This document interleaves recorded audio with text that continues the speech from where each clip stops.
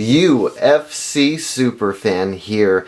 This is my final video before heading out to Vegas for the UFC Fan Expo. Super excited for the weigh-ins, the meet and greets, the fights. It's going to be a great July 4th. I wanted to give one final tip. I forgot this during my survival guide. I don't know how I forgot, but I did forget. You guys probably saw the autograph list. This is just on the UFC Fan Expo website. This shows what time people are going. For example, just to do a quick zoom in, Saturday, 10 a.m. we have like Chad Mendes, Nate Diaz, other fighters, and it kind of helps you map out your day. What I wanted to talk to you guys about was the difference between a UFC sponsored signing and other ones. So there's a pretty significant difference, and I wanted to save you guys some heartache because I've seen some horror stories, not horror stories, but unfortunate situations arise. So a UFC sponsored signing is basically where the UFC probably pays one of its fighters to sign for the UFC. So it's a UFC dedicated line.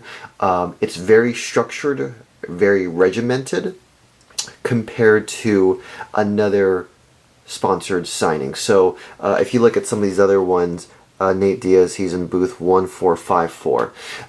So other companies like Tap Out, Head Rush, Torque, Venom, these brands will sponsor fighters to sign for them. And if you see on all the UFC sponsored signings, it's pretty structured. Let's see. So this was how it was last year. I don't know what it's going to be this year, but I'll just zoom in so you guys can see it. So Chrissy Blair, UFC sponsored signing from 10 to 11:30, so about an hour and a half.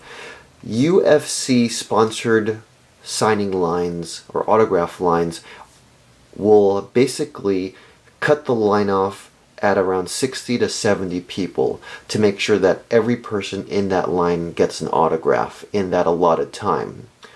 What you'll find in other locations, so for example, this is probably going to be a big one. GSP, he's signing 10:30 to 2:30 at booth 1745. I think that's the Affliction booth.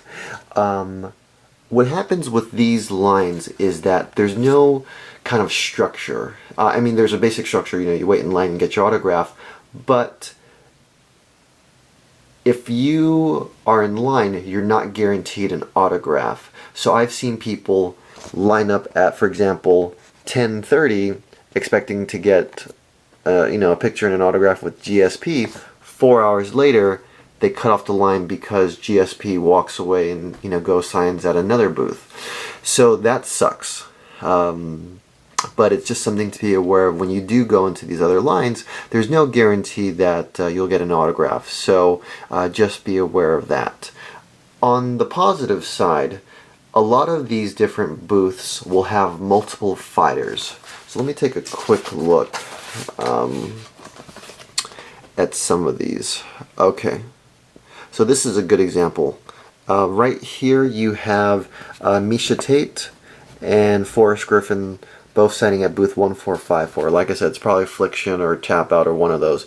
They're both signing at the same time, so you'll get both of their autographs. If you go down, you see Chuck Liddell, TJ Dillashaw, they're signing for an hour and a half, and you only get one of them. So you'll have to pick and choose your battles. Is it worth getting two people over one person's autograph, and is it worth it getting the guaranteed autograph? So I just wanted to make sure that you guys are aware of that. There's a difference between sponsored signings and just regular autograph lines. The other tip, most important, or equally as important, is to bring gum. After long days, I think the fighters and ring girls will appreciate you having gum and not breathing all over when you talk to them with bad breath. So that's it. If you guys have any questions on autograph lines or anything, don't hesitate to shoot me a comment. Visit me at theflyingarmbar.com, and UFC Superfan out.